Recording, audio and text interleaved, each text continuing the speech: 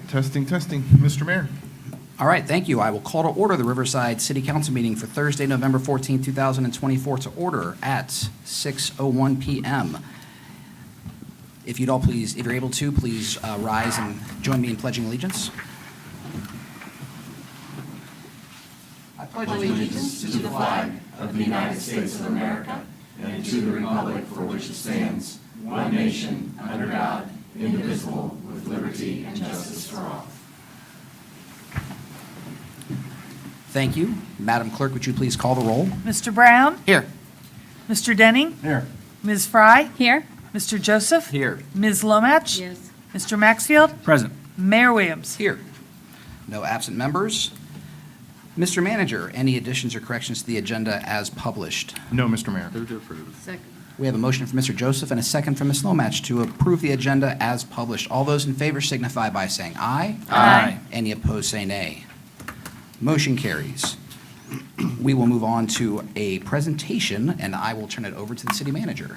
Thank you, Mr. Mayor. The Riverside Jaycees requested to make a presentation, so I'll invite Ms. Julie Denning to the podium.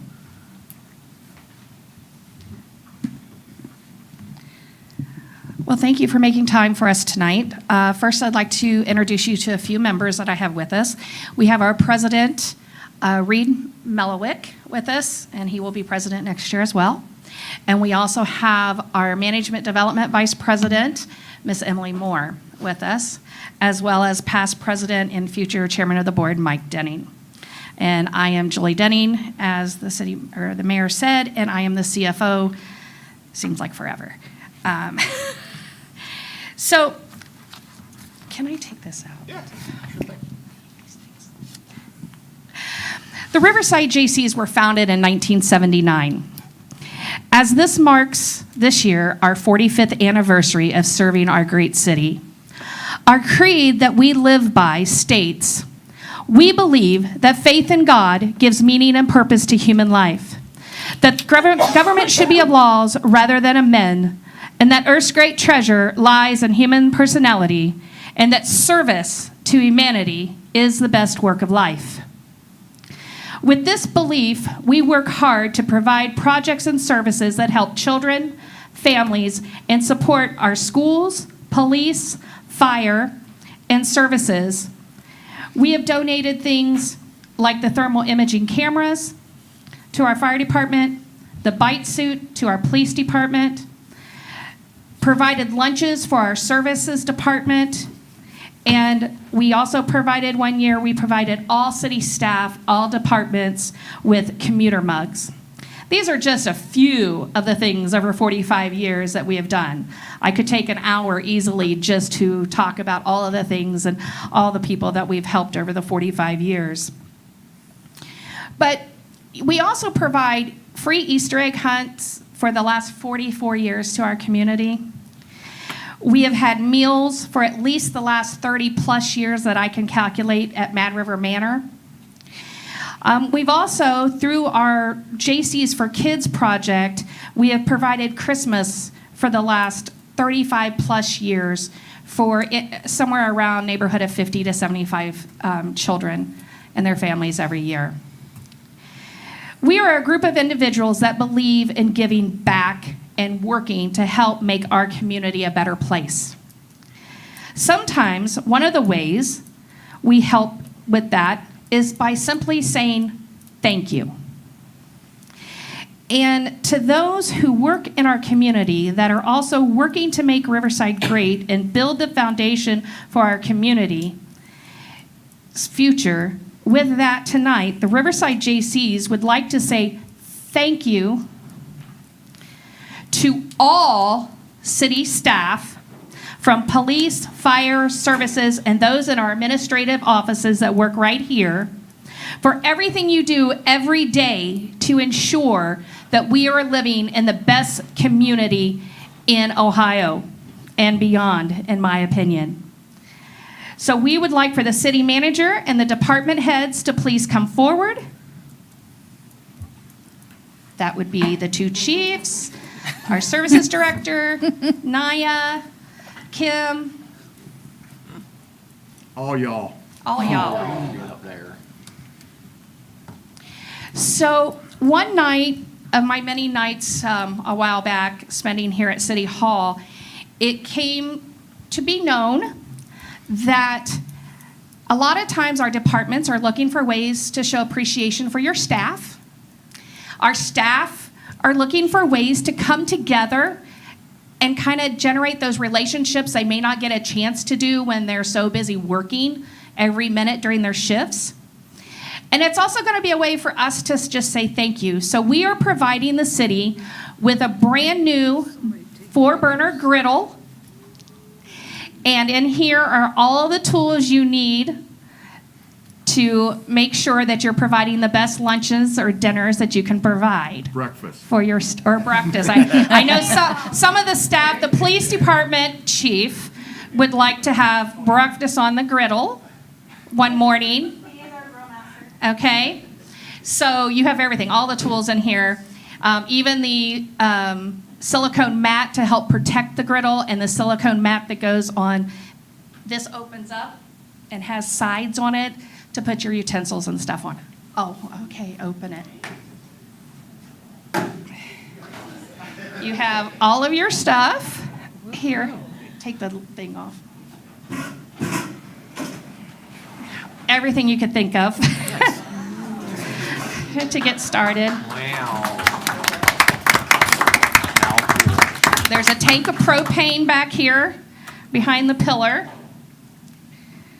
And yeah, I can't go that side first. So you got your mat that goes on top here to protect your griddle. And you have a mat that goes over here to lay your utensils on so this doesn't get all greasy. And you have everything you need to really do it upright. So we want to say thank you. We hope that you'll make sure that all of your staff know how much we appreciate each and every one of them and all that you do to support this community. And you've supported the Riverside Jaycees all of these years this city has, and we deeply appreciate all of that.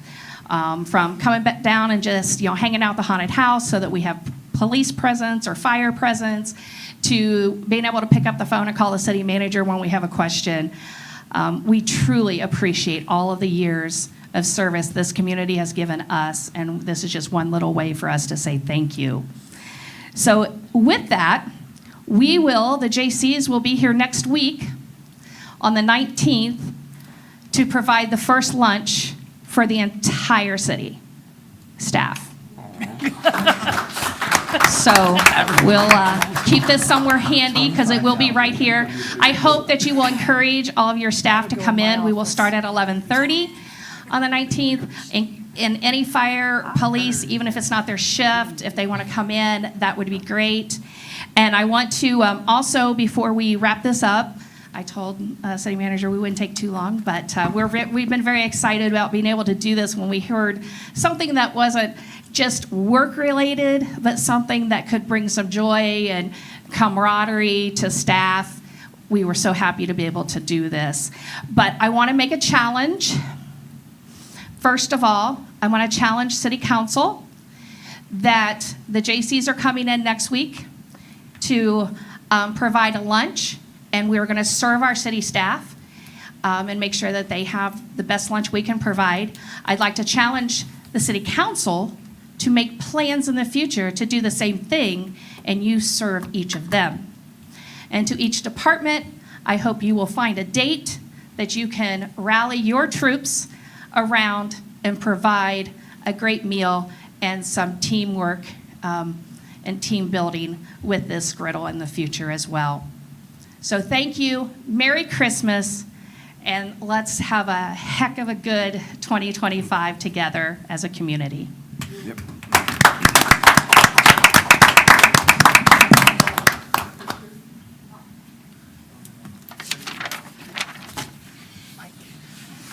Emily Moore in Windsor Decision.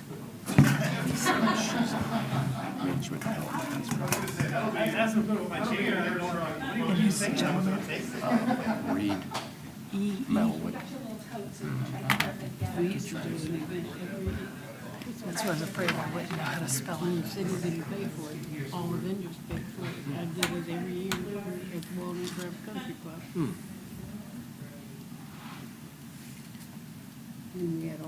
volunteers, all the commissions.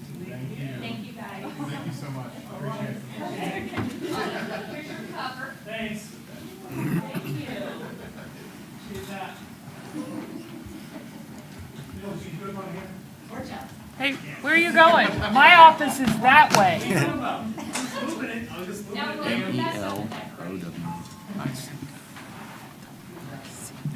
Or you gotta be, what's his position? He's chapter president. Okay, thank you. Vendors pay for it. Oh, that's nice. City can pay for it. Challenge accepted. Yeah, we just got to coordinate who's going to bring what. Yeah, you just leave it right there. We'll get it to my office. Well, if I can very briefly, I do want to thank the Riverside J.C.'s obviously for this very generous gift. Please rest assured it will be put to good use. We try to do a few events in-house throughout the year, just in, as the seasons change and everything else for team building and everything. And I know that grill space has been a challenge in the past, and the current grill is maybe not so great. So we will certainly make the most out of that gift. And thank you so much. And not to speak for the rest of the staff, but really, it is our pleasure. Public service is a calling, and I think we're all here because we believe in this community and this city council and trying to move this place forward. And so we're certainly all in, and we look forward to a really good 2025 with all of you. So thank you. All right. I'm sure we all share those many thanks of the J.C.'s for not just being generous, but being very thoughtful in their generosity, something that will get a lot of use and something that looks like the folks in our city are going to enjoy a lot. We will move along to our monthly updates that we have scheduled tonight from our police department, fire department, and public services, and I'll turn it back over to the city manager, and we'll look forward to those updates. Thank you, Mr. Mayor. I'll turn it over to Chief Robinson for a brief police update. Thank you, sir. Very brief indeed. Unfortunately, right now, currently, we're currently 3 officers down right now because of being out on sick leave, so that's a struggle. We are still trying to hire one. We thought we had one. I think I told this to you last time I was here. We had one and he just did not work out, so we had to eliminate him, unfortunately. So we're on the hiring trail once again. Speaking of hiring, today we actually did interviews for the records clerk job that will be open January 5th that's her last official day, but her last day she's actually working in Anwood would be December 20th. Her daughter's just had a baby, and she's out now helping her, and then she'll be back for 3 weeks in December, and then on the 20th will be her last day, and she will leave us after, I think, 23 years, I think it is, she's been here in Riverside. So we will miss her. She obviously said she would help out as much as she could after she's gone, so we appreciate that as well because that job has a lot going on with it, so there's a lot of parts and pieces to it that are sometimes can be tough to pick up. So hopefully that 3 week period or 2.5 that she's going to be here might not be enough, so she did say she would come back and help us if we need it, so that's a good thing. We will miss her. I just want to say that we all love Officer Toscani, and he made me put this on my list tonight, that he did a safety drill at the East Dayton Christian Schools, and he worked with the East Dayton Christian principals to obtain swipe cards for us to put in our cruisers, which is great for us, so now we can have access to the school very quickly. We have those for most of the schools in the city, so it's very helpful. So Toscani's done since the last time I've seen you, he's done a bazillion things. We've done a bazillion things. So if I wrote them all down, I'd be here all day. Third thing I want to tell you is our new cruiser, the last of the 3 that came in, is finally at PNR getting upfit. Probably looking at a week and a half or 2 before it gets done. I saw it when I dropped the car off to be up to take the parts out of the other car. And it's probably about a week and a half, 2 weeks away from actually it being done. We'll be super excited about it getting on the road because we need it. The last thing I want to say is, like I said, we've done a lot of things, and I couldn't tell you all of them since the last council meeting I've been here, but the one thing that I want to say is that I want to close with this. I just want to thank the citizens of Riverside for their support. And that's all I got. All right, questions for the chief? All right, thank you very much. We certainly share in those thanks of the citizens in support of your department and its well-placed trust. And back to City Manager. Thank you, Mr. Mayor. Chief Miller in the Fire Department. Good night, everyone. Hello, Coach, 6th grade. Enjoy. So this afternoon, we've just finished up a three-day officer boot camp. We kicked that off Tuesday morning with City Manager Roush, quickly followed up by Kim. And this was to get our new battalions, lieutenants, and captains all on the same page moving forward through this next strategic planning cycle, which will be for 5 years. So we've got finished up today. We brought in Montgomery Water and Sewer to talk about the source water protection area. Mr. Miller talked about legal issues with the city. So this was a really good thing to kick off and set us down that path for the next 5 years. We've also been spending a lot of time on our EMS billing. Our old EMS billing partner, which you'll see on the agenda tonight, went out of business. So we've been developing the RFP, sending the RFP out, and then reviewing RFPs. In that, we've also been reviewing our fee schedules. We haven't updated those in 6 years, so we were a little behind on those fee schedules. Starting last week, we started our fall hydrant inspections. So we do hydrant inspections twice a year. In the spring, we flow them and pump them. In the fall, we just, first of all, make sure they're still there, and then we check and make sure they're dry. So we have just over 860 hydrants in the city that our crews inspect twice a year. We started today, as Mr. Mayor saw, we started receiving some of our cardio equipment from the Assistance to Firefighter Grant. That was a total of $86,000 we received with a 10% match. So the cardio equipment came in today. Thanks to the last minute, Jim, we had to get a backhoe with forks to get it off the truck. But again, we do this every day, working cohesively with the police and Public Works. And lastly, we're starting to collect bids and information for next year's AFG grant, as well as the State Fire Marshal's grant. So we're going to be going after sampling and metering equipment, as well as new thermal cameras. So that's all we got. All right, questions for Chief Miller? All right, thank you, Chief, and we'll go back to City Manager. And Ms. Moore in service. All right, good evening, everyone. I think Josh might have a couple slides to keep me on point. Here we are. Go to the next one. Go to the next Yeah. one. I know computers. There we go. Okay. Yeah, so couple updates. First is our, the Parks and Recreation Committee has been working, really, I think since I came in July, on a park bench donation program. So they have, from time to time, we'll get inquiries about, oh, wouldn't it be nice to have a bench to commemorate a loved one? We always walk laps in this park. So as those inquiries have come, we decided, hey, let's make this a little bit more formal. And you might notice that we have, just over the years, we've kind of changed what our standard bench looks like. So this one that you're seeing in the picture, that is our new standard, so we can be uniform throughout the city. Standardization is one of our initiatives in Public Works and everything we're doing. It makes maintenance easier, it makes inventory easier, it just makes us more efficient. So this is the one that was jointly selected by staff and the Parks Committee. So we're ready to roll out that program. We have a flyer to be able to post on our website, and just as those inquiries come in, and we have quite a number of bench locations in our parks existing. So our initial goal would be select one, but we'll kind of choose one that's ready for replacement. So that's kind of how we're rolling it out.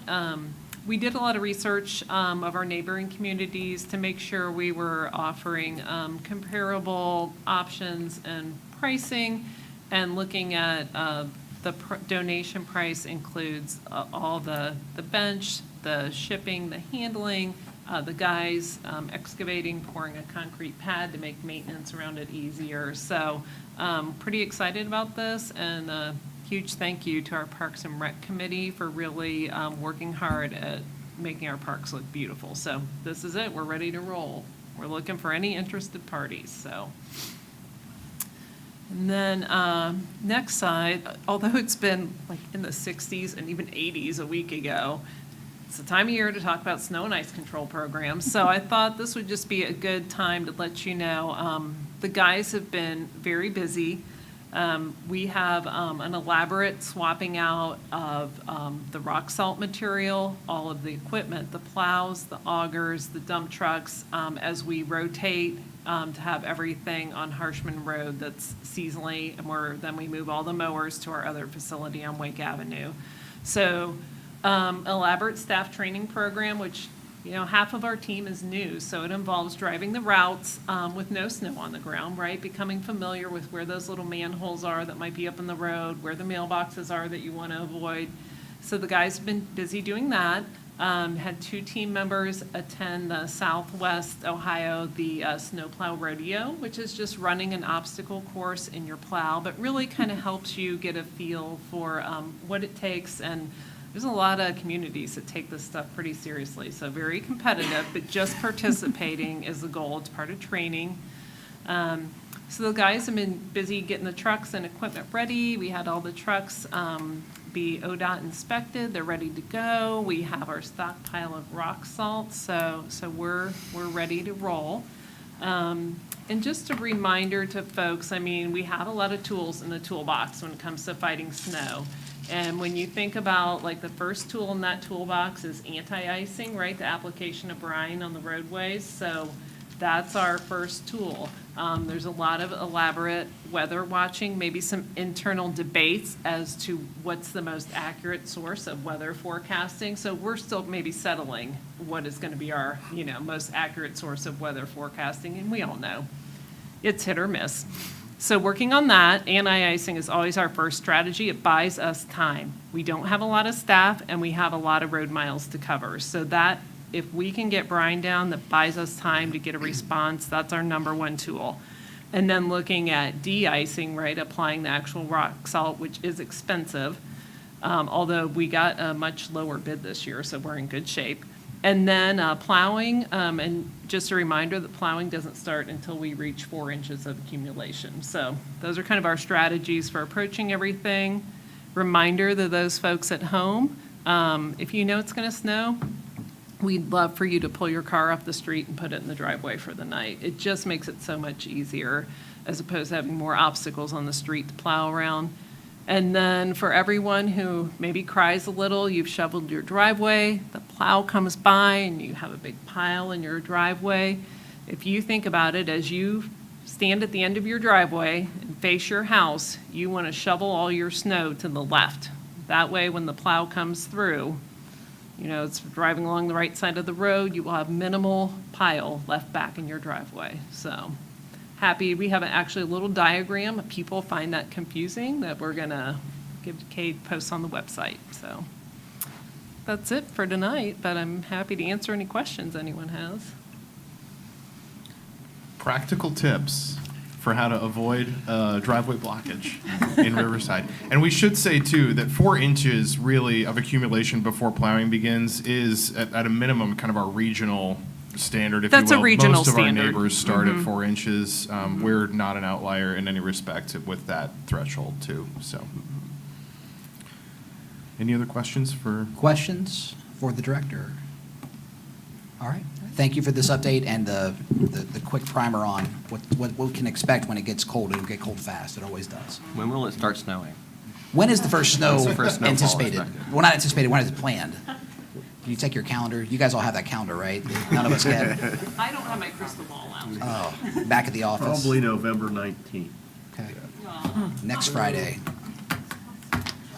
All right. Well, thank you for the update, and we'll move along on our agenda down to our work session items. And Mr. Manager, I think we're going to talk about the CIC. Yes, I'll actually turn it over to Ms. Holt. She has a quick update on the CIC, which is the Community Improvement Corporation. Once that is spun up, the city has to enter into an agreement with the CIC because it's a separate entity, and Ms. Holt will give you some more information on what that looks like. Yes. So this is, hi, good evening. Good evening. we've been working on this throughout the whole year. The CIC Board of Directors has been meeting several times. We meet the first Friday of the month, and we have adopted a strategic plan, and now we're moving towards that service agreement, which we will see next week. The CIC will bring the city a few services, including a side lot program. We're looking to get rid of some surplus properties, so those properties that the city owns will be given to the CIC for them to sell strategically, and then also hold on to them to find a better purpose or redevelop them for a wider purpose or redevelopment project. They're also be in a great position to work with businesses. We, as a smaller staff, do that as well, but we don't have the capacity to really give those businesses the resources they need. So we are working with the board, and Lori is going to put a RFQ to identify an administrator who can oversee some of those services that we're talking about. One of the things that they're also going to do is, let me make sure I have all that, look at financing options and actually look at sites that developers or housing options can be when they come to Riverside. So that will be all in that service agreement that you'll see next week.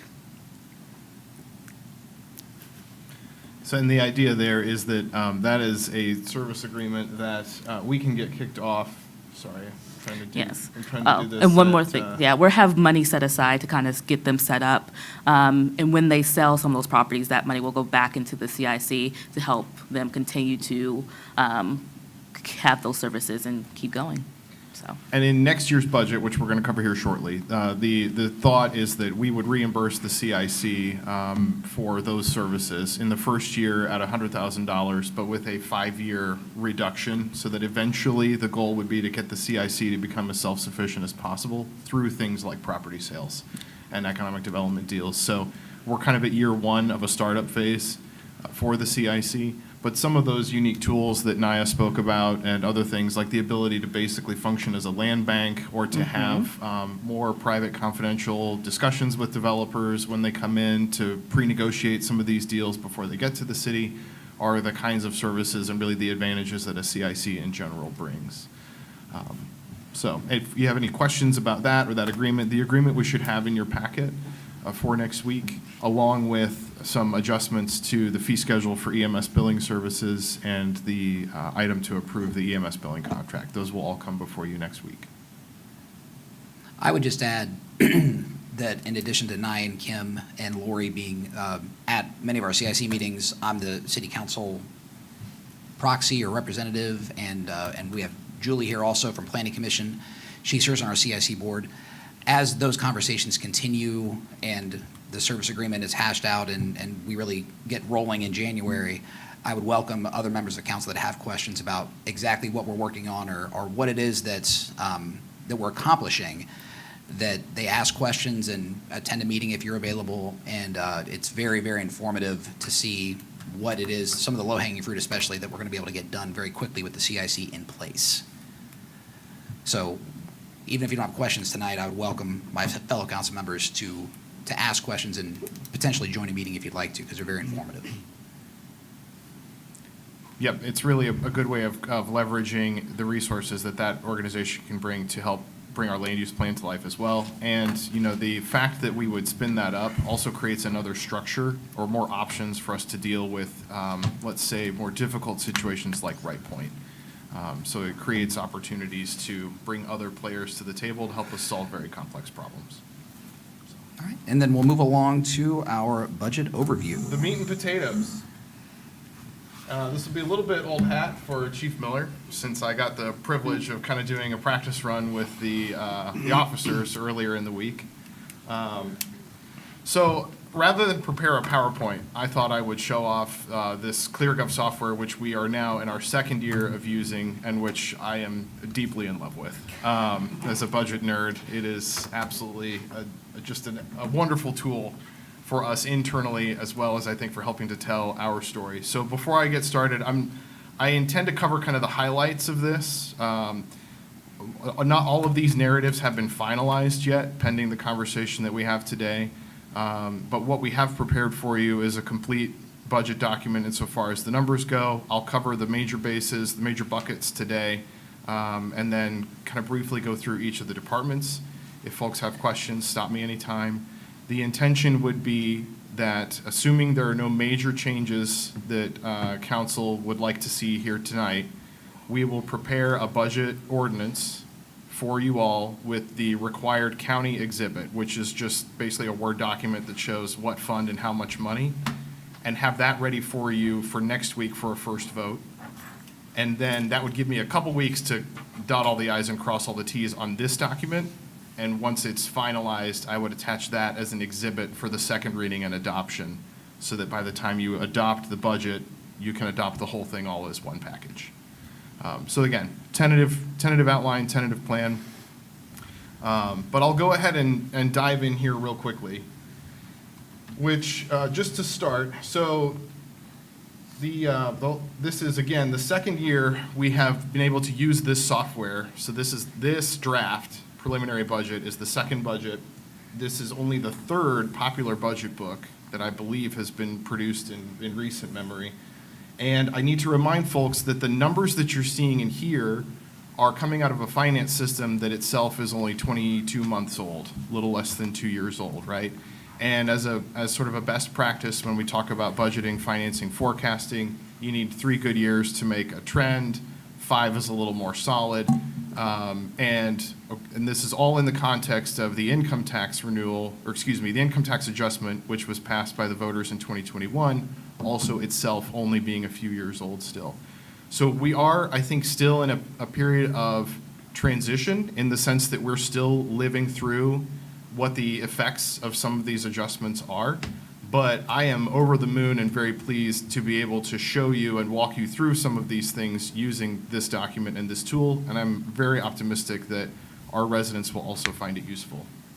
So, some key themes. What's going on in the budget? So the bottom line really is that we are and continue to run operating deficits. What that means is that the money that we bring in does not cover the amount of money that we have to spend.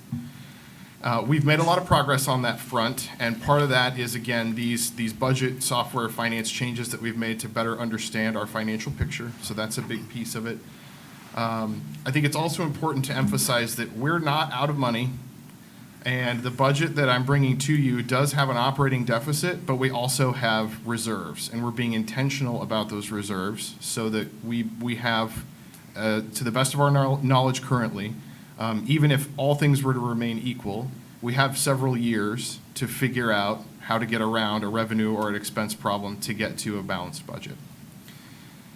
The headwinds that we had experienced, or that I described in last year's budget book, are still with us. So those are things like the general fund having to subsidize Right Point to a significant degree, a need for revenue in public safety, in the sense that public safety departments, in particular police, currently get a lot of transfer money from the general fund. That is also true for public service. So our 3 biggest departments have the 3 biggest transfers of money from the general fund to keep the lights on. So what are we going to do? What we're going to do in 2025 is maintain the service delivery that we're offering to the best of our ability, and continue to try to get a good understanding of what our capabilities are and what service levels we can offer, so that we can move into 2026 with a clearer picture and some more clear eyes about how to tackle and address these problems. And so there are things that I intend to do next year, like pursue some sort of an organizational-wide culture efficiency study, because having been here for 3 years now and having experienced a lot of the changes that we've experienced, I think a third-party outside perspective on how aggressive are our service levels and where might it make sense to adjust service delivery, it's good to have a perspective on that across all of the departments. We're going to continue to position our internal structures to move forward on things like stormwater utility fee and potentially doing utility billing for solid waste like we discussed earlier in the year, which would, again, help us to offset operating costs in the service department. We'll keep an eye on our revenue streams. This budget does not account for any potential revenue from things like marijuana. So we are supposed to get a cut of marijuana revenues from the state county. We have no idea what that amount of money is going to look like, and I didn't feel comfortable picking a number out of thin air and taking a shot in the dark. So we're going to watch what that looks like. And also interest income. You know, many years ago when interest rates were lower, that was not a significant source of money for us, thanks in large part to Ms. Baker and being proactive about where we're parking our money to try to make money. We do receive some interest income, so we're going to be proactive on that front.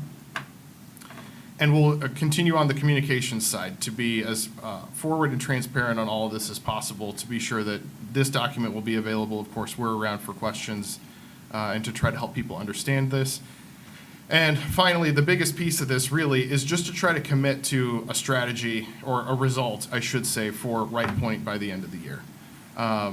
We have been, well, really, that project in particular has taken a significant amount of my time this year, and unfortunately, there are only some things that I'm at liberty to talk about in this kind of a context. But what I can say is that I'm very optimistic that the relationships that we've forged and the partnerships that we've entered into, and the kinds of work that we intend to do on the Woodman corridor have, I think, I hope, put us on people's radar in a way where we weren't before, and have communicated that the city is trying to be intentional about doing something in this corridor in particular, which again is what the community expected as part of our land use plan, to try to make some things happen around here. And I feel very good about the position that we're in and the conversations that we're having. But as we all know, talk is cheap, and the political environment, the broader political environment continues to change and evolve, and we are along for the ride on a lot of that as well. So we will do our best to keep the ball rolling on those conversations, and I will be in touch with you all, I'm sure, in the coming months with some more specific updates on that. Any questions before I dive in? Okay. So this ClearGov, one of the advantages it brings to us, and I'm not going to go through all of these, but one of the real values of this tool is they aggregate a lot of census-based data for us. All this is out there as far as, you know, household income, all those other things. Folks can peruse that at their leisure. I do want to briefly touch on our organizational chart. So we do have a slight change here. Earlier in the month, voters approved a charter amendment which moves supervision of the city clerk underneath the city manager. That change is reflected in this org chart. And we did pull together a pie chart that I think is hopefully instructive, where when you look at the total number of full-time equivalent employees and that their distribution by department, I think it tells a pretty compelling story in that, you know, 70% of our staff is in police and fire alone. Public service is the remaining 13-14%. And so, again, those are our three, the biggest core functions that we have, the biggest core services we provide to our community, and correspondingly, they're the largest departments in the city. So hopefully that helps folks get a better sense that I feel very strongly that we operate on a very, very lean ship across all of our departments, but particularly here at City Hall. And again, that's another reason why I think a third-party study to just help us come in and look at staffing and service levels will help to validate that perception. So I will not belabor everybody with all of the individual assumptions that went into this budget document. Suffice to say that what we covered at the last work session, and we have a section of this budget document that goes through those in some detail. But I do want to just briefly touch on, I know we covered this last time as well, the section about strategic planning. I did include the table that I showed on the PowerPoint at last work session, so that is in here with some discussion about strategic plan. Incidentally, I know that, you know, typically organizations renew that plan about every 3 to 5 years. That would put us at around 2026 for a renewal. Of course, council can renew or, you know, go through a process like that at any time. But the goals and initiatives that are described here are draft goals and initiatives that we have developed as staff as part of our merit pay process, which we're beginning to implement. And the budget is designed to support these goals, and they also align with the broader strategic priorities that council laid out. So very quickly, I'll go through revenues. So where does the money come from? In total, the FY25 budget, we're looking at generating about $24 million in revenue, which is a little bit more than last year. So this column over here shows 2025. We were at about, we budgeted about $22.5 million last year. The bulk of that $2 million in additional revenue is because this budget calls for taking out more debt for Right Point, like we've talked about, to cover the capital improvements needed to stop the roofs from leaking and plug the exterior, as well as to do the ADA improvements for the restroom facilities. So all of that is reflected in this budget. And you can see that when we look at revenue by fund. So the money that comes in, a third of the money that comes in goes to Right Point. And again, that's the debt service. That's the notes that roll every year for Right Point. The general fund collects about a quarter, and then police and fire are the other major funds that receive funding. Notably, the street fund, in the broader context of all of our revenues, is only about 6%. Street fund is largely supported by motor vehicle and gas taxes. Each one of these ClearGov pages also includes a table which breaks out those pie charts in more detail. And just for the sake of example, you can see here that we're summarizing each of these things at a category level. And then when we get into individual funds and departments, we have some narratives that explain what's behind a lot of those numbers. When we look at where money comes from in terms of the source of funding, taxes are a big piece. That would be the income tax, which is at a rate of 2.5%, as well as property taxes. Debt is basically the Right Point debt. And then we get some money from fees and assessments. Those would be anything from development review fees to street light or curb and gutter assessments, those sorts of things. But in general, fees and assessments are less than 10% of our overall revenue. Most of it comes from taxes. And most of that tax money is actually income and property tax. So we have some dedicated pages here that talk about income tax. We are making an assumption, like we talked about last time, that we'll do a little bit better next year on income tax collections than we did this year. This year we budgeted $9.8 million. Next year we're budgeting a little bit north of 10. That's based on current collections to date. I want to thank Kim in particular for helping to flesh out a lot of this narrative and for providing a lot of background and detail on income and property taxes and other elements of this budget. But we're trying to be very descriptive about, in each of these ClearGov pages, about where money's coming from and where it's going. This is just some discussion about the income tax that we do receive and how we're splitting it up. So 40% goes to the general fund, 60% goes to public safety and the police and fire funds. But in addition to that discussion and some of that overall analysis, I thought it was important to start including some comparison tables to help folks better understand how we align with other cities of our size in the region. The data that's in these tables was collected from publicly available documents, so that would be the budgets that they've pushed online, as well as folks that we know in their finance departments. But what I did is I went to the census and I picked about 12 or 11 different peer cities, if you will, that are about our size in terms of population and geography, and that are also somewhat close to us. So that list is here on the left. So it's, the Vandalia, Miamisburg, all the other cities that tend to be around us. When you look at the income tax rates, and again, these are rates for this current year, we have the highest rate on this list. We generate almost the lowest amount of income tax based on that rate. So this column over here, income tax per capita, ranks all of those cities compared to us. The real point that I want to drive home here is that, to me, it's an indication of the composition of the community. We talked about this with the land use plan. You can read it in the demographics.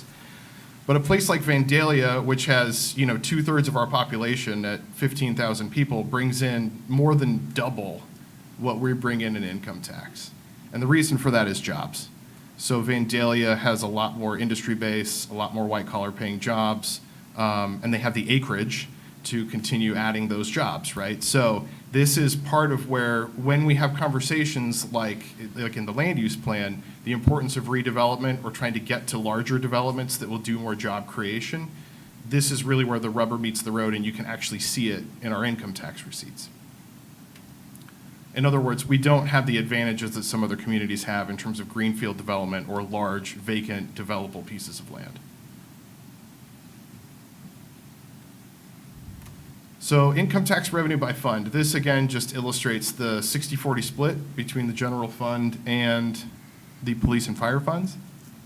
We used to use a holding fund.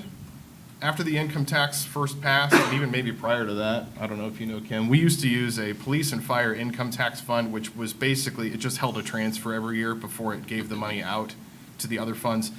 What we're showing in this chart is that's just an extra accounting step. It's not required. So now we are just booking these revenues directly into the respective funds, just to be more transparent about it. I have a question about how those transfers are being depicted on these charts. Yep. So there's the obligation to give the police and fire a portion of the income tax. But then if they don't have enough funds to cover what they need to run their departments, then we also give them additional funds Yep. out of the general fund. How is that depicted in these charts? So this is only looking at that income tax itself. Okay. In terms of how we're budgeting that out. The question that you're asking is one that I'm halfway prepared to answer, because there is a section in the general fund where we're going to break apart the transfers. And I can get a little bit into that here this evening. But what I intend to do is show, based on the income tax that already is distributed, plus the transfers that we have to give the public safety departments, the actual split, if you will, about the share of income tax the public safety is receiving is well north of 60%. Okay. And so we're going to build a table that illustrates that with some narrative that explains, yes, I mean, according to the way the vote went, we have to split 60-40, but in practice, shooting completely off the cuff, I would say that split is maybe 80% or better. Okay. In terms of how much income tax money is actually going to the public safety departments because of that transfer. All right, so that's income tax. In property tax is the other major tax revenue source that we receive here in the city. It's comparatively less than income tax, so we bring in about 2.7 million. That's broadly consistent with what we budgeted last year, again, based on actuals for receipts in 2024. I'm quite proud of this as a budget nerd. There's a lot of property tax 101 that's baked in here. I'll spare you the nerdy details of it all, but I will point out, wherever possible, we have used this tool to try to go point people to other sources of information that they can go really get in the weeds on this if they so choose. So we've got links to Department of Taxation, the Department of State, Ohio Revised Code, just to try to explain again how property taxes work. But the long and short of it is we inherited quite a few property taxes when we became a city. And that would be all of these old property taxes that were levied prior to 1995. Those were for fire, ambulance, and then we get a little bit of what's called inside millage, which is just property taxes that the county gives us. The only property tax that we have on the books now that's been voted on is the police levy, which the voters just renewed. And that was renewed for another 5 years. The thing about property taxes is that as the valuations of property go up and appraisals go up, state law requires the county to adopt what's called an effective rate that basically knocks that millage down to try to bring in about the same amount of tax dollars that you were bringing in before. So at this point, 15 years ago in 2009, the 4.95 mil levy for police brought in, probably around $1 million, $1.2 million, and that's basically what we're still collecting today. The only thing that changes that is if you have new construction, then the effective rate gets applied to new construction, and that's how we get money to fund things like TIFs. So Brantwood, all that new construction creates additional dollars that we can use for public infrastructure. Or if you take buildings down, then that permanently reduces the tax base as well. Long and short of it is, most of that property tax goes to the police and fire departments, according to how our mills are laid out. And then we also updated this chart. So this shows, of all the school districts in Riverside that are taxing entities, of course, there's a county rate. We have 11.3 mills on a typical property tax or any property tax bill in the city of Riverside. And on average, that's about 10 to 12% of somebody's overall property tax bills. So the school districts in the county collect much more in property tax than we do. So on average, I think it's safe to say that for every $100 you pay in property taxes on your property tax bill, 10 to 12 bucks of that comes to Riverside. We did a similar comparison table here for property tax as income tax. So this is the same group of cities that we discussed for income taxes. And I indexed that against the overall budgeted revenue that those cities were planning to bring in based on their millage. And what we're showing here is that 11.34 mills in Riverside brings in about $234,000 per mill of assessment. And that generates $2.7 million. Centerville brings in about the same amount of money on 2 mills. And I'm double, triple checking this number with them. But what we've been told is that that's all just their inside millage. 2 mills, so in other words, a mill in Centerville is worth about 5 times as much as it is in Riverside. Is that because of the timing of when the mill was passed? Because we have mills there that are from 1976. That's part of it. And so we've got basically what I'm trying to do here is give some narrative and some discussion that basically tries to sum this up, because property tax is very, very, very complex. And what you don't want to do is boil this down into it's just one thing. It's really a combination of a lot of things. But in general, if you are larger, more affluent, your properties are in higher demand, your millages are newer, so your effective rates are higher, then yeah, you're going to generate more money on a smaller amount of mills. And then the opposite is also true. If you're smaller, less affluent, your properties are in less demand, your millages are older, you're going to generate less millage on a higher amount of mills. So the main takeaway that I really want folks to hopefully recognize is that to the extent that we are operating in a community where we've got comparatively low collections on our income tax rate and comparatively low collections on our property tax rate, those are headwinds that the best way to address them is through things like economic development. It's through trying to attract developments to the city that generate more property value or more jobs, which really is where NAIA comes in, not to put her on the spot. But developments like pickleball and hopefully the additional ripple effects that come on from a development like that are key for us. There are other developments that are being talked about that I'm optimistic about. Certainly, if we can tip a domino in the Springfield Street corridor on Wright Point, that goes a long way to materially changing these numbers for us. But it is part of where we are right now in terms of a status quo. And I just think it's important to be clear-eyed about that picture.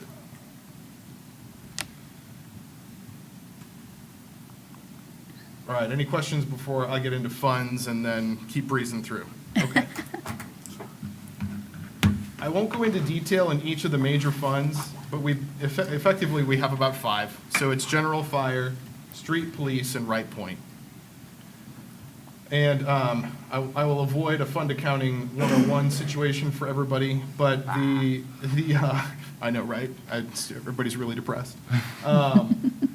When you look at this summary sheet across all funds, we're anticipating bringing in about $28 million, but spending about 29. So that is where, when I say we're running an operating deficit, that's part of this calculus, right? By fund, though, in terms of the money coming in, this looks very similar to some of the charts we looked at earlier. Most of the money is coming into Wright Point, the general fund, and the police and fire funds.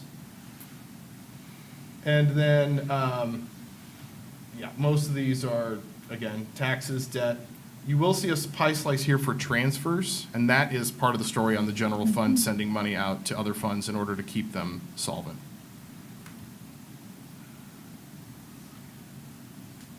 I apologize, these tables are pretty lengthy. So in terms of which funds spend the most money, again, Wright Point is going to be about a quarter of that, which aligns with where the revenue picture is as well. The general fund and police and fire follow closely on as far as expenditures go. The more compelling story, I think, is this pie chart here at the bottom, which is expenditures by expense type. So of all the money that comes in, what are we actually buying? The largest single category is in personal services, so that's people. So that's remember the first pie chart we looked at that talked about staffing levels overall among departments, that's all of those folks in this dark blue pie slice. Debt is the second thing, and the biggest piece of that debt pie is Right Point. Transfers, again, are the general fund sending money out to other funds to keep them solvent. Our operating dollars are a little over 10% of what we actually spend money on. And then capital in there as well. And then contract services make up a fairly small portion of our overall pie. Main takeaway here is the way we have structured and continue to kind of roll this debt for Right Point, I think skews this picture a little bit. But I want to be careful though too, because even if I had a magic wand and I could tell you, hey, we're going to sell Right Point, but we're going to build a municipal complex, you would probably see a pie chart that's pretty similar to this. The major difference though would be the debt service that we would take out for a municipal complex would be for a facility that we could actually use. Instead of a facility like this where we're kind of hamstrung a little bit in terms of how we can actually leverage it. Question. Yep. What is in the operating budget that's not capital or personnel? That's not capital or, sorry, Personnel. personnel. Yeah, so operating is going to be things like, oh, I didn't break out that summary there. It'll basically be anything from supplies, so that could be personnel, protective equipment for public safety, first responders. It could be, I don't know that we're doing assets out of that, No, it would, but it would be, there are not really contracts because that's contracts for services. So things like vehicle maintenance typically come out of the contract services line. operating is going to include everything that's not in the other things. So it's going to be, like, for service, it would be road salt. That's part of that. Or if it's, water and pens, it's going to be fees, it's going to be tuition, it's going to Coasters. be. Software. But it's not going to be like car payments or. No. No, car payments would be debt. Okay. Yes, so and there are and this is an area where it gets a slightly tricky in the sense that some software we actually should categorize, even though it's like a cloud service that we have a subscription for, we should characterize it as a capital expense because it's big, expensive software. But other software that's less expensive, we book as an operating cost. Okay. Someone thought that was a great idea like 2 years ago, just to. Yeah, just to put more, So I do have a question. Yep. If you don't mind me Mhm. interrupting briefly. So the Right Point debt, we would consider that a short-term liability, correct? So paid within the year. Yeah, because we roll those every year. It's, yeah. So just a thought, it looks like on the pie chart that there's a fourth of our revenue and a fourth of our expenses go into one fund, which, there could be, conflicting areas of thought of whether that should be considered revenue and expense or just a liability, like other fund source. Yeah, technically in the financials, it is not revenue and liability, it is other financing Right. sources and uses. You're Right. correct. So just a So thought. we categorize it as a major fund because Right. of, not because of the dollar amount. Mhm. It's really because of the effect it has on the city as a whole. Right. Because I'm thinking more, in my mind, Right Point acts as an enterprise fund, right? Yes. Not really, It's not an technically. enterprise fund, yeah. But, It should be probably, but it is Yeah, not, it because act- that's not how it functions. It's not actually a business for the It's an city. We're not expense. in the business of Right. leasing, we are not, Riverside. not our main function, Riverside right. Incorporated. Right.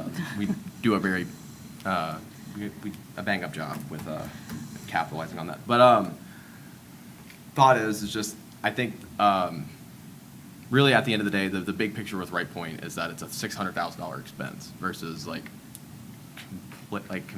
competing revenues and expenses. So, I think just on a transparency or a clarity point, the general fund does make up probably half of that pie chart. Right Point is an expense onto the general fund in a sense because we're transferring money out to cover the expenses of how much it costs to run these buildings versus how much we rake in. So just a thought for maybe future iterations, since it's a short-term liability, it's not really revenue nor expense. Yeah, and I think that's a fair point, and we do have some discussion in the various narratives about other ways of looking at that. So, for example, I think there is some narrative that talks about how if you were to especially when you're talking about total revenues, total expenses, if you were to just exclude Right Point, what's the share of like property tax, income tax, et cetera, or other service costs?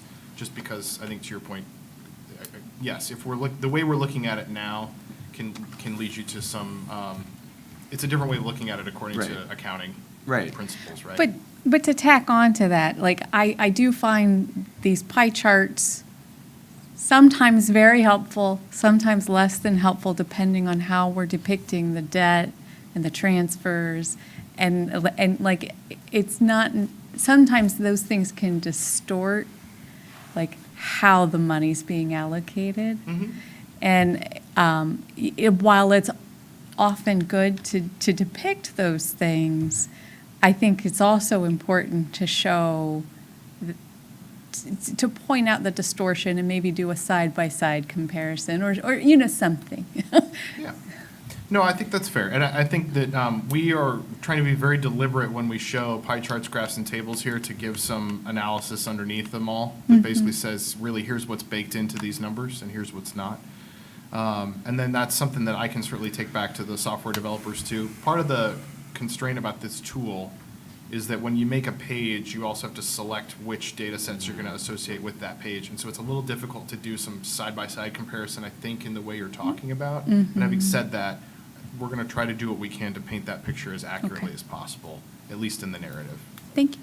Because I can see it, because technically the money comes in as revenue at the beginning of the year, it gets paid as an expense throughout the year, but at the core of it, it's like a credit card. Like, you have a $5,000 credit card Yep. limit, and you, like, spend it all at the beginning of the year, then you're paying it back. Like, I'm not counting It's that actually as- 2 weeks, but yeah. Yeah. Well, and incidentally, I mean, that's a conversation that we had kind of teed up. I mean, every year I ask our council, like, does it make sense to go longer term on this debt to try to show this in a different way? And the advice that I've gotten now for 3 years in a row is, nope, it's based on where you're at, just keep rolling it for one more year, see how this goes. And, you know, ideally, some things start to break in our favor here in the coming year. And we can take the next step after that, so. I'm really looking forward to the day when I bring you a budget that just doesn't have the Right Point Fund in it. Let me just put it that way. Me too. Yeah, there's other people up here that feel that way, Josh. Right. So just really quickly, I'll dispense with the Right Point Fund then. The main idea here is, again, what we're showing is actuals compared to what we budgeted for this year and what we're budgeting for next year. The major change in Right Point is that $2 million change to fund the restroom project. And you'll see that down here in the capital line is where that's generally reflected. We are anticipating that the Right Point Fund should end the year with some fund balance in it, which will be good. But again, I'd much rather not have a Right Point Fund at all by the end of next year, so we'll see what we can do about that. If you're in DC and you're watching this council meeting. Yeah. Hopeless. The other thing that I should say as well, and I'll again, you know, Brenda, to your point, this is the general fund here that we're looking at. I won't spend a ton of time on this other than to say, you know, this transfer line down here, that 3.8 million is transfers that the general fund is sending to other funds, in part to keep them solvent, but an important assumption in this budget is that each of the major service funds, so police, fire, and street, we are trying to ensure that those funds end the year with 10% of their operating expenses in reserve. So I want to be very clear, like, the general fund, all things being equal, the general fund does not have to transfer $1.3 million every year to the other funds. This is a function of this year making sure those other funds end with that 10% in reserve. And then in the following years, the general fund would only need to cover operating costs, assuming we don't have emergencies that require dipping into those other reserves.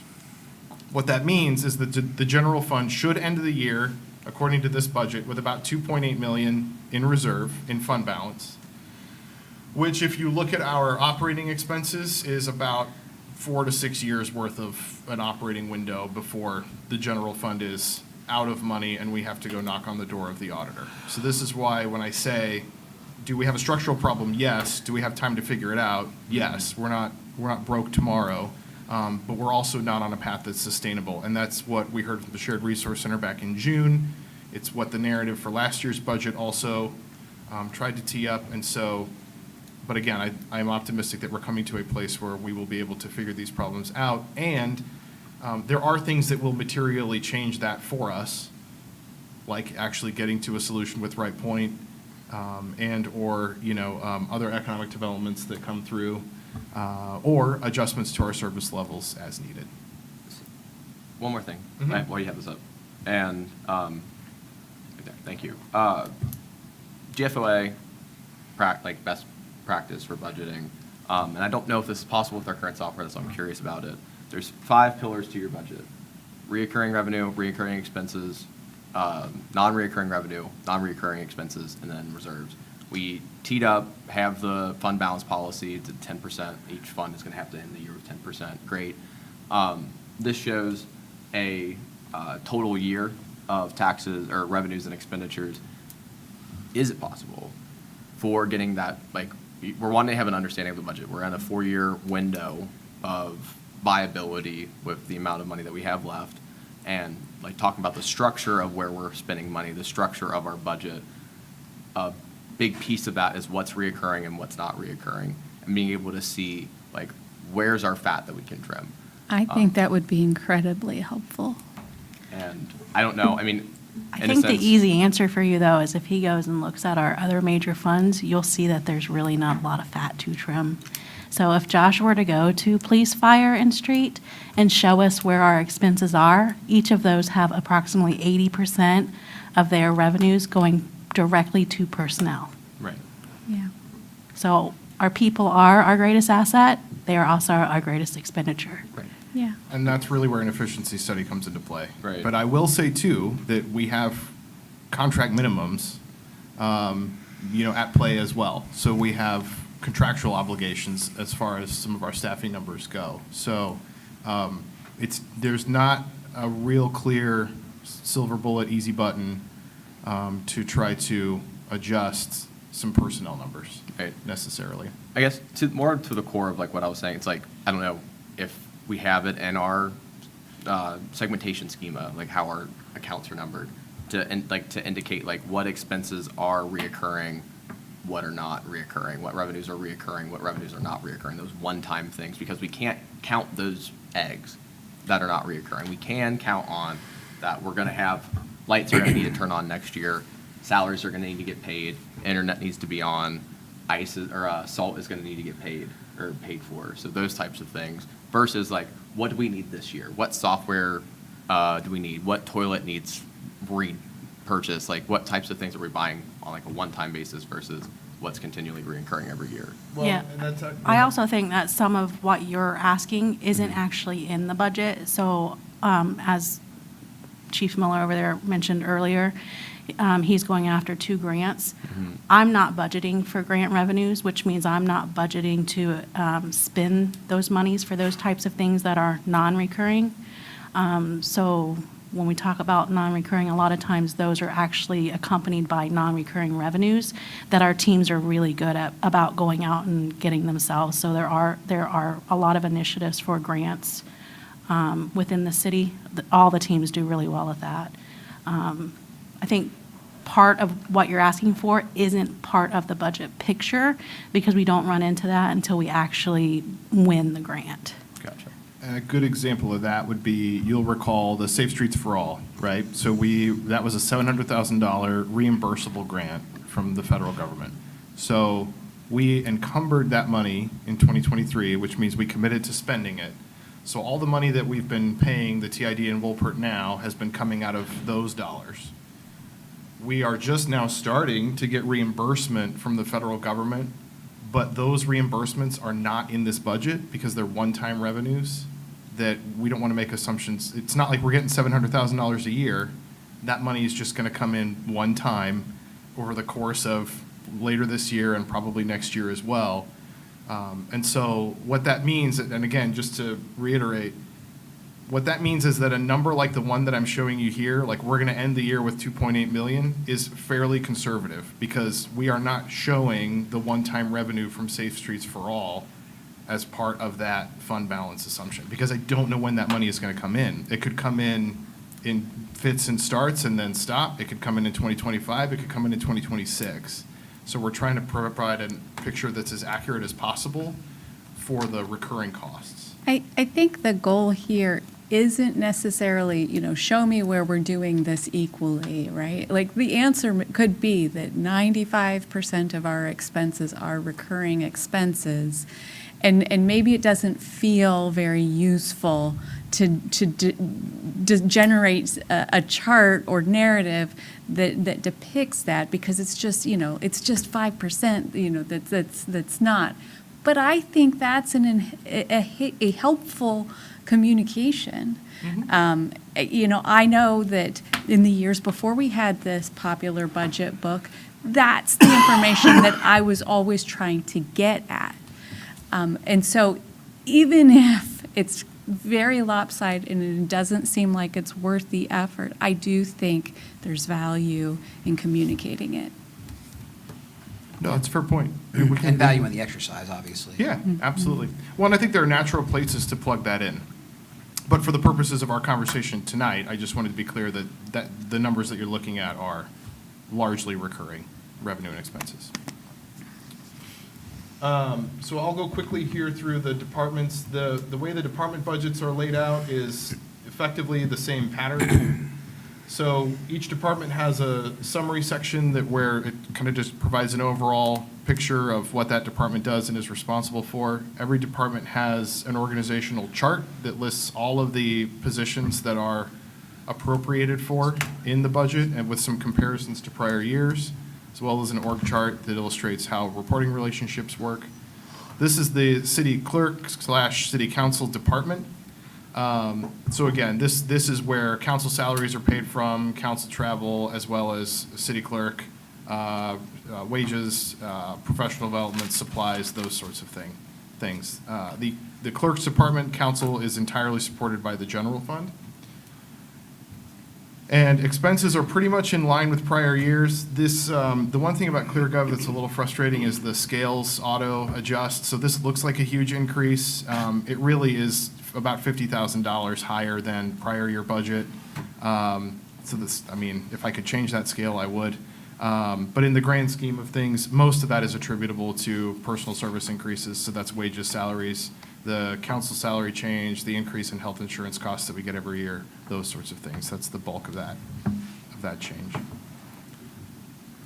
There are also, so these are kind of the narrative sections I was talking about earlier. For each of these pie charts, we will have some description underneath that sort of describes what's baked into some of those numbers. And then there's a corresponding table that also breaks out expenses by category as well.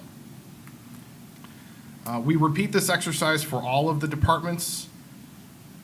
I can go through them all. I'll kind of temperature check. Do you want me to just cover them all real quickly, or are there particular departments you want to look at specifically? This question's for my colleagues. Council budget, since I've been on, we really haven't, I've not remember a discussion that we've taken like a line item by line item look at what we're spending. We have a lot of departments in the city where this is the one that we're responsible for. I think historically, we've just kind of rolled with what we've had in years past, if I'm assuming correctly. So would there be an appetite either tonight or at a future retreat or something to kind of take a look at what individual line by line items that we have? So first You off. mean for the city council budget? Right, our department's budget. Yeah. Because, I think just understanding, what is on each line item. This is broken down by category. For 99.9% of the budget, this is more than sufficient, for me at least. For ours, would there be an appetite to have a more granular discussion on? You raised a good point, because department heads are providing input to the budget for their departments. When do we actually sit down and go into that granular detail for our part of the budget? Right. And make decisions about how things are being allocated there? I would be supportive of that. I wouldn't be supportive of it this evening, because I would want to give the rest of us a chance to have, not only go over it again, hopefully, not the first time, but to go over it with a mind towards questions that they might have and many things that are in that budget specifically, I might not have been in depth on what exactly it does or why exactly is it there and how often does it get used. But I think that would be something that would be good for us to do, but I would not want to try to do it tonight. I'd rather give it some time, for folks to look at it and then bring their questions. Sarah, you had a question? No, I would just like to suggest, I Or a suggestion? have asked for and requested that we have a workshop, and that this might be part of that period of time. And I suggested maybe we do it in January on a Saturday morning. I Is would there- like to be able to have this discussion prior to us adopting the fiscal year Yeah. budget. I think it's, this particular discussion, our part of the budget isn't big. Right, right. And I think we could get that done before we pass the budget. Your guys, I could probably tell you what you're spending. You guys don't spend over. If you want to know, I could give you the detail.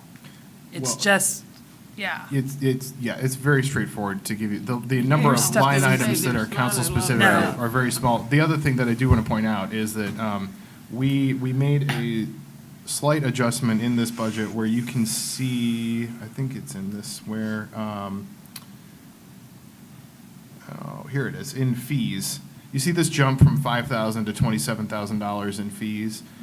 We came to the realization that a lot of the professional fees that we are paying as a city for things like MVRPC or mayors and managers or I-7075 or a lot of these other associations that council members can go to have previously been booked all over the place.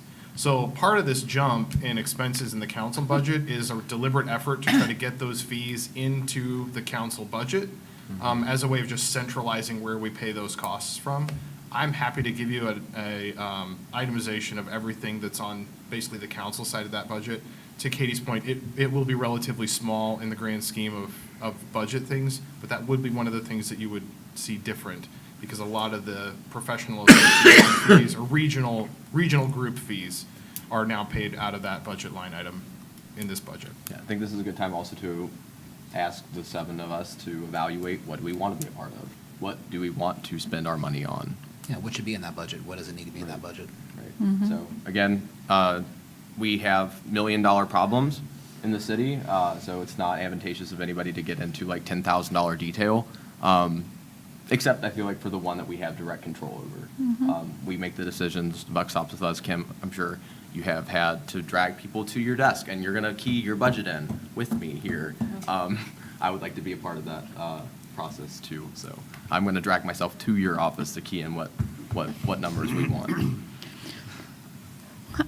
To your question, Josh, one thing that I often look for when we're looking at the budget, and it's not a straightforward answer, I get that, but, when you think about, like, are we running in the black, or are we running in the red? How big, what is the scale of that? Is that something we could discuss tonight? Yeah, I mean, I think that we've got, there are a few different lenses to look at that through. But like I've shown on some of these tables, when you look at all revenue versus all expenses, for example, and we've got the negative number there, that's in this all revenues picture, or excuse me, all funds.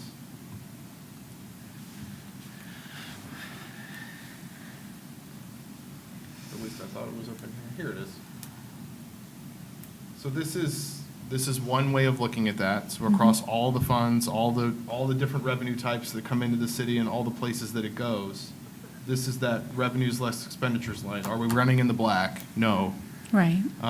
And we're not running in the black to the tune of $1.2 million across all funds. And then, now that's not because we're moving money from one place to another place, that's like a bottom line number? That's a bottom line number. Yep. Okay. When we move the money, then you have the expenditure coming out and the revenue going in. It kind of counteracts each other. Interfund.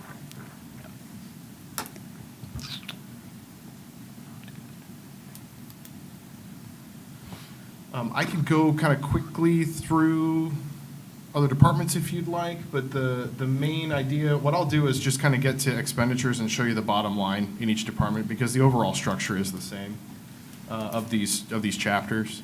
But the main idea is there are no significant personnel changes in administration. This would be like me and the HR manager and the administrative assistant up front. Our budget is largely the same as it was last year.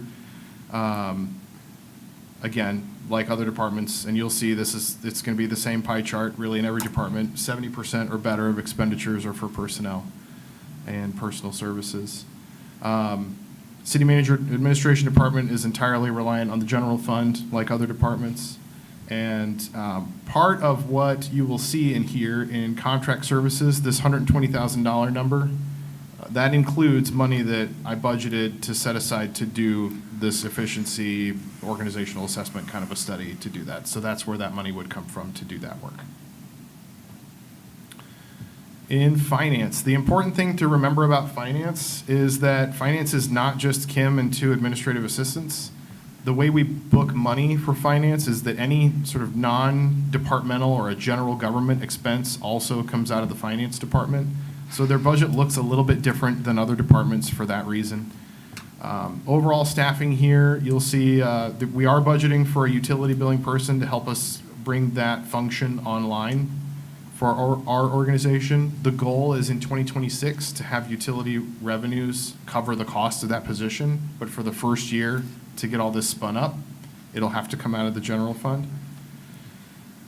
So revenues that are attributable to finance are about 5.8 million. And again, a lot of that is money that comes into the general fund that finance is sending to other places for other purposes. You know, pay debts, those sorts of things. It's not all necessarily directly personnel. Much of it is taxes. That's very similar to the other charts that we've been looking at. But as far as expenditures, which is really the meat and potatoes, 5.3 million in expenditures attributable to finance. And again, a lot of that is coming out of the general fund, but some of it is coming out of these other smaller funds. So like the assessments fund or GoDebt, for those are the payments that we make for the bonds that we issued to do the roads last year or the year before. So finance is in charge of moving all that money, and it's reflected in their department budget. And you'll see that reflected here as well. So finance, in most other departments, personnel is the big expense. In finance, it's transfers, because all of those monies that the general fund is moving to other places are going through the finance department, which is why it's such a big part of this pie chart. Legal, really, the only thing to touch on here is that in years prior, the legal department had been contracted out. So you'll see no staff, and then in FY25, I guess in theory, I should put one in FY24 since that change was made here this year. But as far as the budget goes, this is one additional position compared to last year, which is Mr. Miller, who's our law director. Again, general fund supported, and these expenditures reflect personal services as well as contract services. So you'll remember the prosecutor contract that we discussed a couple months ago, those sorts of things, or any special prosecution would also come out of this fund as well, or excuse me, this department. In community development, so this is Ms. Holt's department. We made a change in 2024. We took a budgeted zoning administrator position and converted that into 2 positions, the community development technician and additional code officer. That was a cost neutral change, but that's why the personnel numbers are a little higher here coming into this next budget year. This budget also includes an administrative position, this administrative assistant position, who could sit up front and basically do intake for the department, issue permits, those sorts of things, which I think we discussed this at a prior work session, allows us to reallocate some staff back here to give HR some additional support. That's the one function that has basically no backup in this building. So we're trying to build some organizational resiliency there. Are we not planning on using an intern next year? No. Okay. And that's in part for 2 reasons. It's not necessarily a cost thing, but I'm keen, if you look at how this department has changed and grown and evolved, the culture building is a part of that. And I want to be sure that we are focusing on leveraging the full-time positions that we have and maximizing the capacity of those positions before we try to branch out and into internships. Okay. I expect those will come back, internships will come back. But I do want to buy us a buffer year to really get our feet underneath us. Okay. Community development does bring in some revenue. This is mostly through permit and development fees. It's about $250,000. It goes into the general fund. There is some money in here for grants. So the source water protection grant that we get every year to help with source water administration, since we're so close to the well fields, that's also in this department. And like other departments, expenses are largely personnel. It's about $1 million to operate the community development department as budgeted here.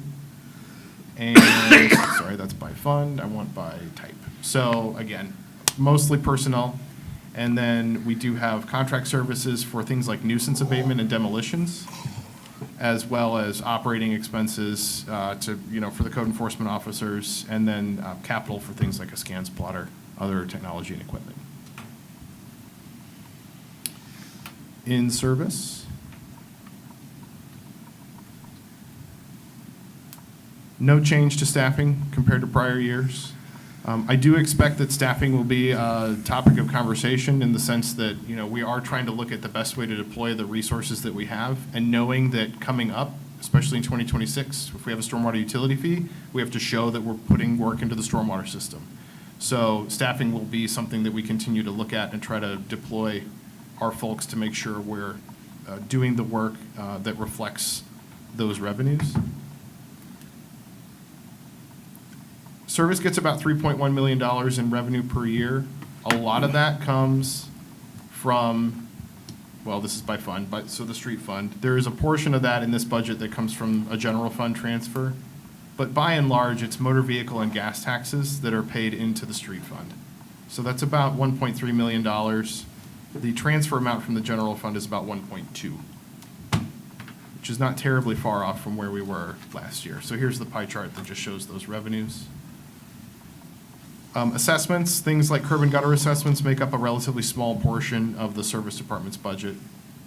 As far as expenses go, again, primarily paying out of the street fund to operate this department, and most of our costs are personnel, operating, and then capital kind of distorts the picture a little bit in the service department in the sense that things like new trucks, new equipment, all have very high price tags, road work, local match for things like, local match for projects can come out of the street fund, but a lot of what is reflected here is really just roadway design for Woodman Corridor and some related expenses as far as improvements that could be made in Aurora Park, those sorts of things. In the fire department, the only substantial change here is the addition of a full-time fire inspector, and I think we talked about that before, but the main idea being that as these developments start to come online, so pickleball and hopefully some of the other things that are being worked on, as those are built, we have to do fire inspections. We also have a need for more proactive fire inspections out of the community. That is a position that could do that then on a full-time basis and make sure we're up to speed and not unnecessarily delaying the development process. So that's the major staffing change. Fire brings in about $5.2 million in revenue. That's a little bit higher than last year, in part because of the projected increase in income tax revenues. Again, most of this is taxes. The transfer from the general fund this year is about 13%. And interestingly, if you're a budget nerd, the legacy property taxes from before we incorporated as a city generate almost $700,000 for this department. But expenditures are similar to other departments in the sense that most are personnel. And police, is substantially the same story. So in police, no change to staffing. We'll maintain present levels. They bring in about $5.7 million in revenue, and we're expecting to spend about 5.5 And again, part of that is building that fund balance inside the department to be able to operate or to create a cushion for operating reserves this coming year. And personnel in this department as well, about 80%. I know we've been chatting now for about an hour about this. There are 2 other modules here that I think are helpful for folks that are new, that were not in last year's budget. I will just briefly show you these. So we have started to use the capital improvements module. So what this does is show for any of those category line items that discuss capital, those all tie in to requests that each department made for capital products, goods, or projects. So for example, the big one in this year would be this in the other fund. That's the $2 million in improvements for Wright Point, $375,000 in local match for design for the Woodman Gateway corridor out here. But this also includes needed goods and equipment like there's specific itemizations here. But the improvements to Aurora Park that we've discussed, there's $100,000 in the budget for that. There are also specific requests for things like turnout gear in the fire department, extraction tools. Police has a computer replacement and some additional cruisers that are also reflected in this budget. So this just provides a more detailed breakout of capital. And go ahead, sorry. This largely covers what I wanted in like the one-time expenditures. No, so- as far as capital goes? Yeah. Because I mean, like, a lot of what else, well, 95% of what else we've seen is like those big recurring. This is our one-time. Correct. Like, our one-time expenses, our one-time non-reoccurring revenue and expenditures are coming here in capital improvements. So, yeah, thank you for this. And we have there is a multi-year way of looking at this too, where if you forecast out all of our capital needs over the next 5 years, that's currently about $6.6 million worth of capital that's needed. And in the out years here, this provides a breakout about what each department's asking for. The big blue bars here for fire are things like big apparatus, rolling stock replacements, engines, medics, those sorts of things, which are very difficult to find at competitive prices these days. Finally, debt. So we do have a module, we started to leverage this module as well, which provides a snapshot of debt service across various categories for us. I think ideally this chart is helpful in the sense that revenue bonds, and we do provide explainers of what all these are, for example, by category. So things like revenue bonds are the Brentwood TIF. So it's money that's coming in from a TIF district that we're paying out of that TIF district. General obligation bonds are things like the road bonds that we issued for Lynn Haven, Meyer, and Eastman. Special obligation notes, that's Wright Point. OPWC loans are any loans that we get from the Ohio Public Works Commission to do roads. Those are generally interest-free, so they're 0%, but it's a 20-year payback on those loans. And you'll see here in the out years that the amount of debt that we're paying off continues to decrease because we're budgeting to continue making our debt service payments, as any good city would. Lease purchase agreements, so these are for legacy cruisers, equipment, vehicles that we're gradually paying off. And OWDA loans are a very, very small component of this budget, and we have a little explainer here at the end. Those lease numbers, Sorry, I'll go back up. I believe our intention was to be rolling. And so, like, where you're looking out, and now granted, it's like 6 years out, but, you know, where we're driving down to zero, that's not realistic, right? Well, it says lease purchase. Those are more like installment loans. So basically, the city took out a loan to purchase a vehicle, and it takes 5 years to pay it off. Yeah, so what I'm driving at is it realistic that that number is going to be zero? No, but let me caveat that. Okay. What this is intending to show is, again, all things being equal with just the loans we have today. Yeah. Here's the ramp. Yeah. At which those get paid off. Yeah. I think the question you're driving at is it realistic that we would never take out another lease purchase loan? Yeah. No, because those things like the engines, Yeah, that's my point. yeah, we're gonna So- end up so adding to that number. That's just another small distortion that it's helpful to understand the context. Right. And there's a Yeah. little bit more story to that because the answer to what you're asking is yes and no, because there Oh. is kind of an overall strategy for a lot of us that if we have the cash, we want to buy it. We don't Okay. want to get into debt when we don't have to. Okay. Where before we might have gotten debt when we necessarily didn't need to. Okay. That makes sense? Yep. I know the last two fire trucks were $500,000 each, so I can't imagine what a new fire truck's going to. Yeah. 1.2 Generally, what's easy. the service time for a fire truck? Chief? Yeah, chief. 3 years? To get it, you're saying? No, I mean. Service life. once the service life of it. We're trying. I've had a truck down for the last 3.5 months, so we're trying to get 12 years out of engine 5 and hopefully 15 years frontline service life out of engine 6. Okay. Our spare that's in service more than it's not in service is a 2002. So that's the one that was just out of service for almost 3 months because they're having trouble finding parts to put it back together. Okay. What are the years of the other two that were, They were both purchased together in 2015. Okay. And that was a 10-year lease purchase, and Right. those fall off next year, so that'll be I the just didn't last. remember what the year was. Yeah, and then the pneumatic unit we just bought, that was the first one we paid cash for. And the goal is the next truck, because now that we've got this figured out, we're hopefully going to put a sizable down payment on that as well. So that lease would only be 2 to 3 years. But to Kim's point, I think the way that this is portrayed is intended just to show all things being equal as of today, what's on the books. And again, that's an excellent point, which is that we are doing our best to try to not issue debt where we don't have to, which is part of the overall strategy about maintaining some of these reserves as well. So that kind of wraps up the major sections of this budget.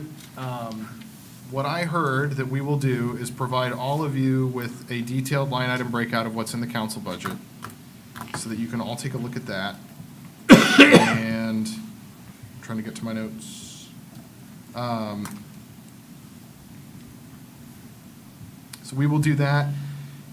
If this breakout for capital kind of gets to the meat about recurring, non-recurring, then I think we will just be sure to add some narrative that speaks to that and just fleshes out what's already here. And aside from that, I will be sure that we go through and have the accompanying narratives for each of those pie charts built out, along with the table that we talked about at first for transfers. Having said that, though, I want to be sensitive to giving you all enough time to look at some of this. So I'm happy, like, we built the budget calendar with some buffer in mind. So if it makes more sense at this point to push a first vote to December 5th and a second vote to the 19th, and we could knock it out in December, I'm fine to do that. I don't want to rush you into a vote next week unless you're comfortable at this point moving in that direction. But it's up to you. We can get it done December. Yeah. Well, that kind of brings up something that I wanted to mention tonight. I don't know if it's that now or council member comments or whatever, but then talking about organization and everything else. Is that something I'm going to talk about now or bring up now or?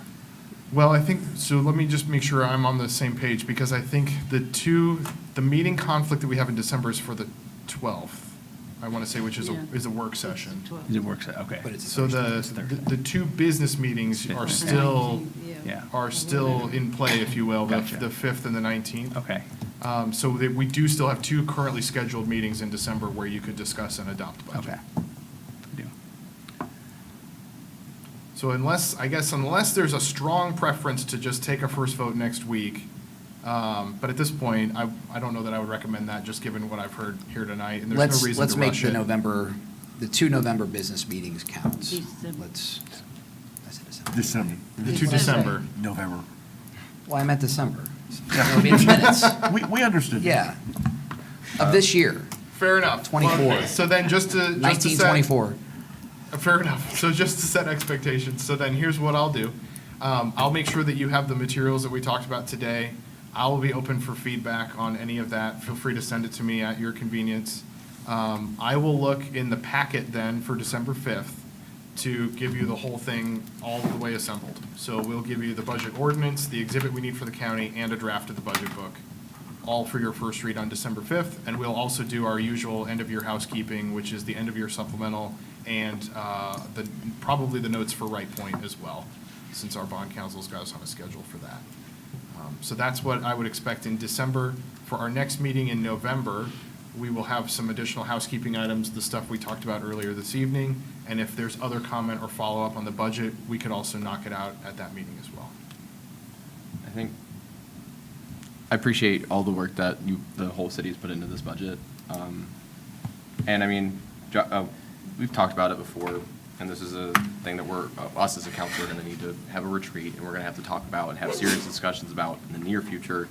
The budget is a narrative, right? It's a narrative of where the city's money is, what our future looks like, and I think the big picture here is that our city is kind of like a business. We have 4 products that we sell: administrative services, streets, police, and fire, right? And we can't afford either of them. Not a single one can we afford. And that's why we are running structural deficits. And there's not a governmental accounting agency in the world that will tell you that as a good practice on how to run a city. So I think the serious conversation that we need to have is, like, we need to take a look at our service offerings. How can we afford to operate? Well, we can't, because we have the city of Riverside has a fund expiration date, like a loaf of bread. If we don't raise revenue, we've seen how the last levy passed, but I mean, there's not a lot of options now for us. We go out and ask for more money, or we're gonna be having some very difficult conversations. Like the levy passed, thank heavens.